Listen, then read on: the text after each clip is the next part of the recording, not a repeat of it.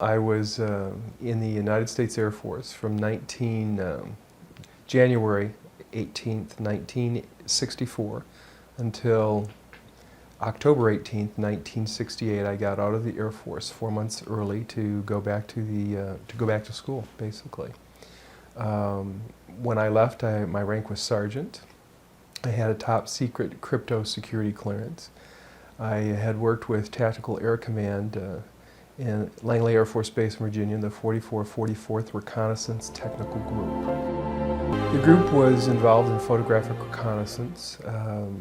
They were working with the U-2 planes, the spy satellite photography before anyone knew we had it at that point in time. No one knew that we were doing spy photography, spy satellite photography. Of course, no one knew we had the U-2 program operating, or what the capabilities of that program were. We also did gun camera and reconnaissance film from C-130s, all sorts of aircraft that were going into combat situations. We processed the film for that. It was 1965. I believe it was about June or July of 1965, sometime in that time frame. My boss came to me. I was working in a color lab at that time. I was a technician, photographic technician, with a background in electronics. I'd been trained in electronic photographic repair in Colorado at Lowry Air Force Base. Actually, the school was a year long. The organization that I was in was a brand new installation. It was put in place to facilitate the escalation of the Vietnam War. So we were in a new facility. I had come there in January of 1965 to start that facility up. We installed all the equipment. There were everything from printing presses. We were doing map making as well. We were also, one of the things we were involved in was doing automatic terrain sensing. We had simulators that did terrain. You put a huge map in the facility, in the simulator, a terrain map, and you flew a camera over that and did a recording of the terrain, and then they installed that film in a plane, and the plane could then fly in under radar. It was called ATRAN, and no one knew we had that capability at the time as well. So we were installing all of that equipment. At any rate, I was in a color lab one day when my boss, Staff Sergeant Taylor, came over to me and said that they were having a problem with some equipment on the base, and it was the first lunar orbiter program, where they had a mission to pretty much locate the first landing sites for the 1969 lunar mission for the astronauts. So at any rate, he said they were having some problem with equipment over there. It was a similar equipment that we had. It was computerized contact printing equipment. And he wanted to know if I would go over and take a look at it. And he said to me, it's an NSA facility. And at the time, I didn't know what NSA was. I was pretty naive, and I thought he said NASA. So in my mind, for a long time, I thought it was a NASA facility that I'd gone to. But I remembered him saying NSA and converting it in my own mind to NASA. And for viewers, the NSA is? It's the National Security Agency. And I didn't know much about the National Security Agency until probably 10 or 15 years ago. Now the interesting thing, when my boss came to me, at that point in time, I only had a top secret security clearance. I didn't get my crypto security clearance for a few more weeks. It takes years to get a high-level security clearance like that, and they start that when you're in school. And only the honor graduates from these schools are the people who get the high-level security clearances. They also get to choose their duty assignment, which is really quite nice. It just was a fluke. I just happened to be well prepared for what I was doing when I went to school. And how did you get to be in a position where you actually were to deal with the material we are about to discuss? I was asked to go over to this facility on Langley Air Force Base where the NSA was bringing in the information from the lunar orbiter. And so I packed up some tools. I went over. I went into the facility. As I approached the facility, it was very lightly guarded. I mean, the base was under high security at any rate. I was surprised that there wasn't a higher level of security outside of the facility as I look back on it later. I went into the facility, I gave them my low-level security badge, they gave me a higher-level security badge. A couple of officers took me into this hangar. It was a very large hangar. As I walked in, there were people from other countries, a lot of foreign people from other countries in civilian clothes, with interpreters with them, with security badges hanging around their neck. And the first thing I thought to myself, if this is NASA, what are all these foreigners doing here? What are all these people from other countries speaking other language? Didn't make any sense to me. And I was really quite impressed with that. It just didn't grok. I was, what are all of these people doing here? And they were very quiet, very reserved, and there was a very peculiar pall hanging over them. They had a very concerned demeanor. Okay, so they took me into this laboratory. I took a look at the equipment. There was an airman second class in there. I was an airman second class as well. He turned the equipment on and put it through its paces. It didn't do what it was supposed to do. I saw what was going on with it. I said, I need to do some troubleshooting on it. It had little printed circuit boards in it with discrete components at that time. It was before we had integrated circuits. And I said to him, we'll have to take this thing out of the lab if we're going to work on it. We can't work on it in here in the darkroom environment. So he called someone to get some people to come in and move it. It was about the size of a small apartment refrigerator. It wasn't something you could easily move. So everyone left the facility, left the darkroom, except this airman second class and myself. And we're in, waiting for someone to come to remove this piece of equipment. So while I'm in there, I said to him, I'm really fascinated with this process. How did they get the images from the lunar orbiter to the laboratory here? And he went through the whole process, describing how the various radio telescopes around the world were linked, and they telemetered the data into Langley Field. And at the time, I didn't know what the real purpose of this darkroom and this operation and this facility was. I thought this was where they were bringing the data in and then releasing the images to the public. I had no idea that there were other issues involved in this facility. So he starts telling me all of this information, and I knew that what we were doing was classified anyway, and that he could only share a certain level of what he was doing with me because of the compartmentalized nature of our jobs. At any rate, he told me how everything worked. He showed me the equipment where the digital information came in, where it was converted to photographic images. They were doing 35 millimeter strips of film at that time, which were then assembled into 18.5 by 11 inch mosaics, they were called. There was a digital signature and a grayscale on every 35 millimeter strip. And those strips were from successive passes around the moon. And they would take and build up a photograph. They would scan one section of the moon, then another and another, and then they would get a larger image. So this mosaic then would be put in that contact printer, and that was then a print that was issued to whomever, the press, the scientist, whatever, wherever that was intended to go. So he was showing me how all this worked, and we walked over to one side of the lab, and he said, by the way, we've discovered a base on the back side of the moon. And I said, whose? What do you mean, whose? He said, yes, we've discovered a base on the backside of the moon. And at that point, I became frightened, and I was a little terrified, thinking to myself that if anybody walks in the room now, I know we're in jeopardy, we're in trouble, because he shouldn't be giving me this information. I was fascinated by it, but I also knew that he was overstepping a boundary that he shouldn't be stepping over. And then he pulled out one of these mosaics and showed this base, which had geometric shapes. There were towers, there were spherical buildings, there were very tall towers, and things that looked somewhat like radar dishes, but they were large structures. So I didn't say any more to him because I was concerned again that somebody was going to come in at any moment, would catch us having this conversation, and we would be in real trouble. I realized that he was telling me this information because he didn't have anybody else to talk to. Now, probably in that laboratory, he was probably one of the few enlisted people, and he was a worker bee.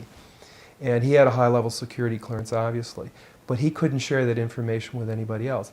And in those days, we didn't. When you had your security clearance, you took it seriously. It isn't like today where people don't take these things seriously. We had a different set of morals and ethics and values. That's the way we were raised, and we stayed bound by those agreements. So it was rare that someone would do something like this, but this fellow and I were the same rank. I think he was very distressed. He had the same pallor and demeanor as the scientists outside the room. They were just as concerned as he was, and he needed to discuss it with somebody. So that was the end of it right there. I didn't take it any further than that. I just filed it away. But the interesting thing, every day that I went home, I would think to myself, I can't wait to hear about this on the news, And, so I'd turn on the TV and I'd look at the news to see if they're going to announce, we've discovered a base on the backside of the moon, being really naive, And of course, here it is 30-some years later, and we still haven't heard about it. But at the time, I had been given about 30 of these photographs. They weren't photographs with artifacts in them, but they were photographs from that contact printer. I had some of them autographed by Dr. Colley, who was the head of the project at that time. And when I left San Francisco a few years ago, I actually sold them all in a yard sale because I was tired of carrying them around. And I may have a couple of them filed away someplace, but it was probably one of the biggest mistakes I've ever made. What was really interesting is I'm not sure what the resolution on those photographs were, but I know that we could discern from the satellite photography we were doing at our installation, you could read the license number off a car at that point in time. So I know we had that level of technology available. Whether or not it was on that lunar orbiter, I don't know. And this also always brings to question, in my mind, why we're getting such low resolution on photographs that we receive from Mars and any of these other missions. The resolution of these photographs is very low, when we've had, since the early 60s, a capability of much higher resolution. So I'm not sure what that's all about. That question always comes up in my mind. If I compare it to what I'm seeing now, because I do have photographs that have artifacts in them that are similar to what I saw, they're massive. Some of the structures are, half a mile in size. So they're huge structures. Yeah, and they're all different size structures in different photographs. You would have to have an above top secret security clearance, which generally would be cryptologic or above. In my case, I ultimately did have a cryptologic security clearance, and when I did have that clearance, I had access to all of the imagery from the U-2s, from the satellite photography. I had access to everything we were doing. Now, the thing that was interesting about my job as an electronics technician, I got to go into every area of the facility. I got to go into the war room at SAC, Strategic Air Command, and did maintenance on equipment there. So I would see a lot of data that people generally wouldn't see with my rank. Normally you would go into your job, you'd do your one little task. If you were a photographic interpreter, that's all you did. You didn't discuss what you did with anyone else. If you worked on U2 imagery, you worked on U2 imagery. If you worked on satellite imagery, you worked on satellite imagery. But you didn't discuss your job with anyone else. And you only did your task. If you were a photographic processor, you only processed the images. You were not allowed to discuss what you saw in those images with anyone else. We were briefed extensively about what this compartmentalization looked like. You didn't have conversations about what you were doing. So for me, I got to go into all these different areas and see what each of these people were doing, and some of them did share what they were doing. They would have photographs of the missile emplacements above their desk that they'd discovered, or they'd have photographs of the missiles on the decks of the Russian aircraft carriers, or I'd see various fresh spoil from a satellite photography around a missile emplacement in the Sinai Peninsula, as an example. We had in one room in our organization, we had a map of the Sinai Peninsula at that time that was made up from satellite photography. It was a mosaic. And it was 60 feet high and 60 feet wide. It was massive with great detail. So, I mean, it was fascinating. And I saw vehicles, and I saw vehicles on these satellite photography that you could read the license plate on. They actually showed me that, so I know that that was something that was real. At any rate, getting back to the compartmentalization, I had access to lots of different areas only because I was a technician moving from area to area. The only other person that would have had that kind of access would have been an officer with a high-level security clearance that had a need to know. Bottom line, if you didn't have a need to know, there wasn't any reason to discuss what you knew with anyone else. And even if someone asked, if they didn't have a need to know and they didn't have a security clearance, you couldn't discuss it with them. Everyone wears a security badge with a specific color, and you know that that color represents a specific level of security clearance. And as you move from area to area within an organization, you get into higher and higher levels of secure area. You'll go through a gate, you go into a vault, you exchange your badge for another badge of a higher level of security. You're briefed on your job as to what your level of conversation can be with another person. You know, I was told, don't ask, don't discuss, just go in and fix the equipment. We'd sit down with a security officer, and he would review what your activities were, what you were doing, what you were allowed to do. They didn't ask you what you'd seen. They knew what I was seeing because they knew what I had access to. I was told to be very cautious when I was off base. I was told not to drink. I was told not to get intoxicated. I was told not to do drugs. I was told to be very cautious of people striking up a friendship with me because there were people who were gathering this sort of information. There was a lot of espionage around the base, military espionage, or foreign espionage. You can cut that one out. At any rate, I was told, don't let anyone take my photograph. Be very cautious about where I traveled, when I traveled. I knew that I couldn't go any place for at least 5 years without telling the State Department where I was after I left the military. Anytime I traveled, I had to notify and get permission to travel any place I traveled at that point in time in the United States. They had to know where I was all the time.